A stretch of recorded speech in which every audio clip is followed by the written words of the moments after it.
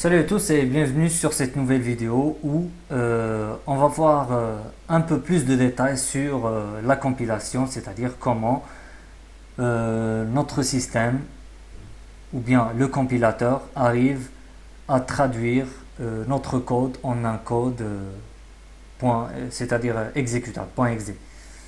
Voilà, donc quand vous compilez, bien sûr, quand vous faites la compilation d'un programme donné, il y a le .exe qui apparaît sur le dossier, bien sûr. Voilà.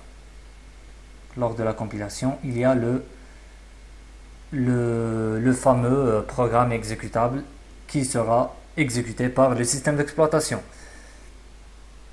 C'est ce que vous voyez ici. Mais en fait, la compilation, elle passe par plusieurs étapes avant de produire cet exécutable-là. C'est-à-dire, elle produit plusieurs fichiers intermédiaires, si vous voulez, avant d'aboutir au fichier final, c'est-à-dire le fichier .exe. Donc nous, ce que nous allons faire, c'est interrompre ces différentes étapes pour mieux savoir comment le compilateur arrive à compiler. Voilà. Donc en fait, la première étape que le compilateur exécute, c'est ce qu'on appelle le pré-processing. Le pré-processing, c'est quoi? Eh bien, ça concerne cette zone-là, c'est-à-dire la zone avant la fonction main. Donc, notre compilateur va exécuter les différentes lignes qui sont ici. C'est-à-dire les directives du préprocesseur. Dans notre exemple ici, il va faire quoi? Il va inclure le fichier studio.h. Voilà, c'est la seule directive qui présente ici dans notre code. Bien sûr, on peut mettre plusieurs directives. Il y a par exemple la directive define qui permet de définir des variables, etc. Mais ici, on a juste include.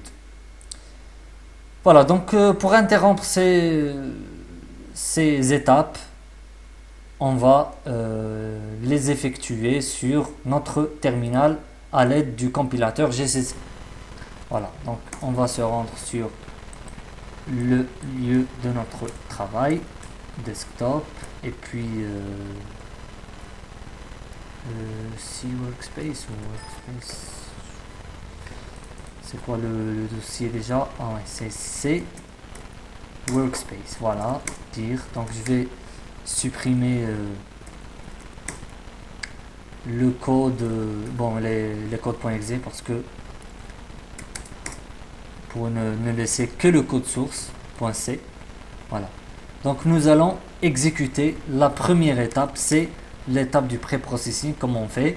Eh bien, on met gcc -e et suivi du fichier source, c'est-à-dire programme 1.c.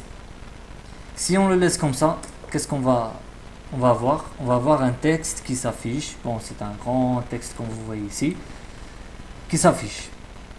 Nous, ce que nous allons faire, c'est rediriger tout le résultat de cette commande dans un fichier qu'on va appeler par exemple programme 1.i, extension i.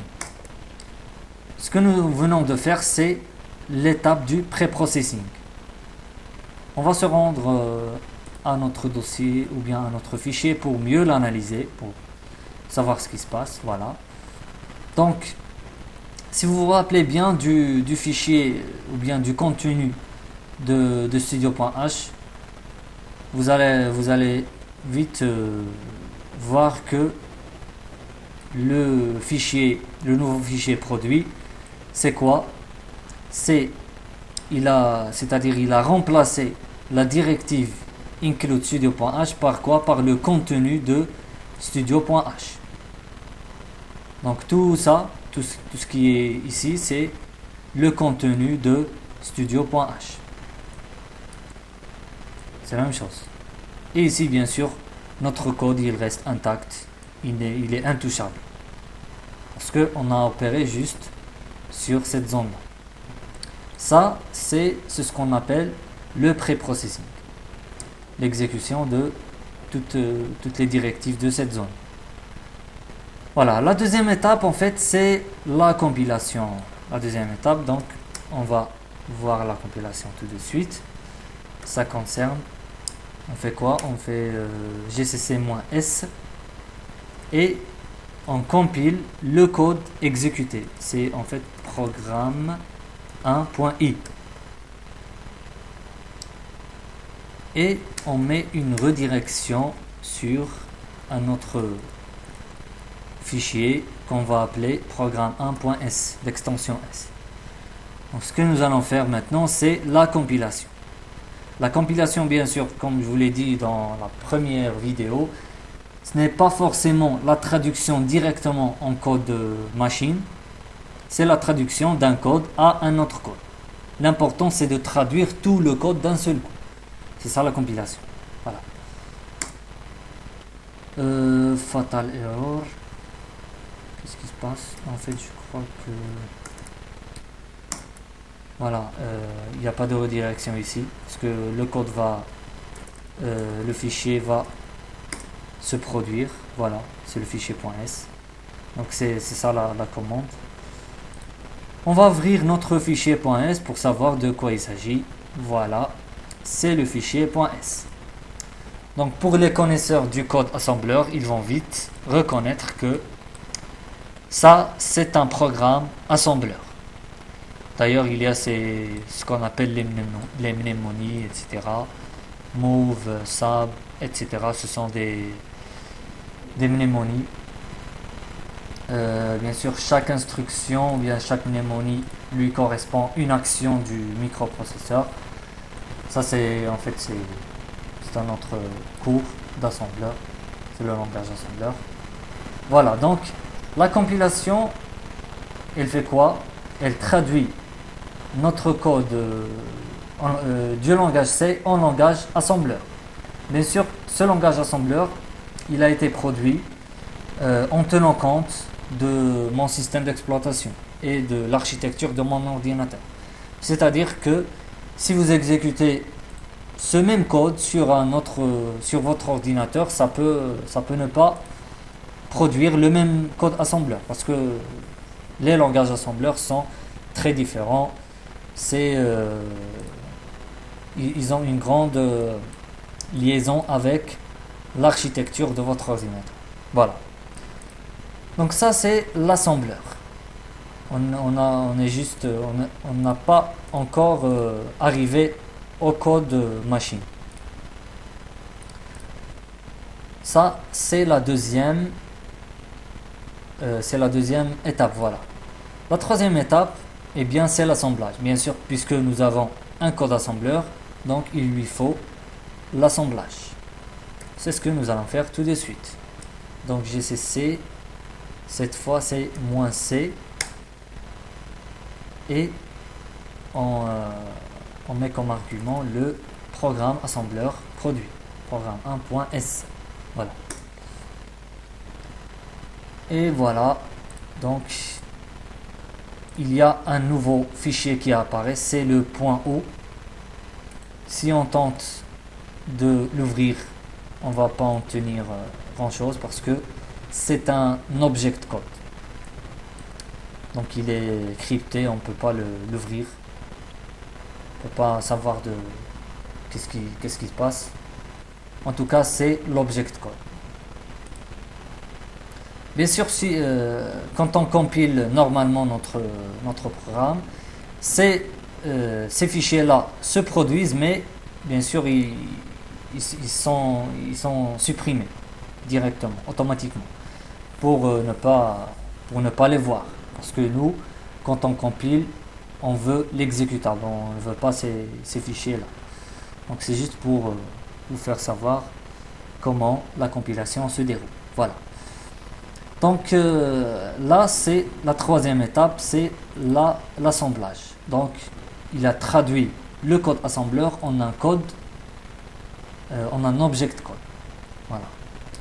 La dernière étape, parce qu'il y a 4 étapes, c'est en fait l'édition des liens. Donc nous avons ici un code. Il est prêt à être exécuté, mais il lui faut une dernière étape, c'est l'édition des liens. Qu'est-ce que ça veut dire l'édition des liens? Je vais vous donner un exemple, par exemple, la fonction printf. Donc, comment on a su comment écrire notre fonction? C'est-à-dire comment on a su qu'elle a besoin d'une chaîne de caractères comme argument. Voilà, parce que par exemple sleep, elle a besoin d'un entier. Comme vous voyez, parce que sleep c'est une autre fonction. Printf, elle a besoin d'une chaîne de caractères. Mais qui nous dit que printf, elle permet d'afficher un message sur le console? C'est-à-dire, où est la définition de printf? La définition de printf, bien sûr, elle est dans un fichier assez, je crois que c'est un fichier .objet, object code, c'est-à-dire il est crypté, il est quelque part dans notre, bien sûr, dans notre dossier devc++, qui permet d'accéder à la console et d'afficher un message. Voilà. Donc, l'édition des liens, qu'est-ce qu'elle va faire? Elle va inclure les codes, c'est-à-dire le code qui permet d'afficher, le code qui permet de ralentir ou bien de faire une pause de 2 secondes, le code qui permet bien sûr de stopper ou bien d'interrompre notre programme à une ligne donnée, etc. Donc il va faire la correspondance entre les fonctions et leur définition quelque part dans d'autres fichiers. Voilà, donc elle va faire ces correspondances là pour produire à la fin un code exécutable par notre système. Donc la dernière étape, c'est l'édition des liens. Elle est très semblable à la compilation. Il suffit de remplacer le point C par le point O. C'est ce que nous allons faire. Donc cgcc programme point O, c'est programme 1 en fait, moins O, et ici on donne un nom à notre programme final. C'est code.exe. Voilà. Ici, lorsqu'on arrive ici, eh bien, il y a l'exécutable qui apparaît. Donc, il suffit d'écrire ici code et voilà le code. Il va apparaître, bien sûr. Vous voyez.